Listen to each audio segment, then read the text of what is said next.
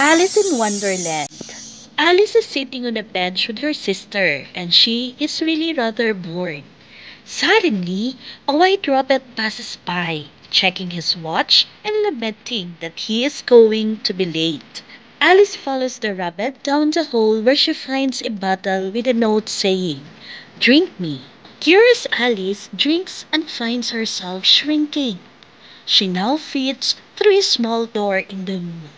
Behind the door, there is a lovely garden, and Alice decides to go for a walk. In the garden, she meets a caterpillar who is sitting on a large mushroom, smoking a water pipe. When Alice inhales the smoke from the caterpillar, she begins to see the whole world shifting into strange shapes and colors. Luckily, it doesn't last for long, and Alice continues following the rabbit. She finds herself at a tea party with the March Hare, the Mad Hatter, and the rabbit. They are having a fight with time, which is why it is always 6 o'clock in the afternoon there. Alice walks on further still and meets three gardeners who look like playing cards. They are painting roses red because they accidentally planted white roses.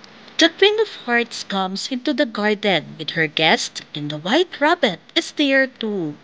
They are going to play croquet with hedgehogs for balls, flamingos for mallets, and soldiers for hoops.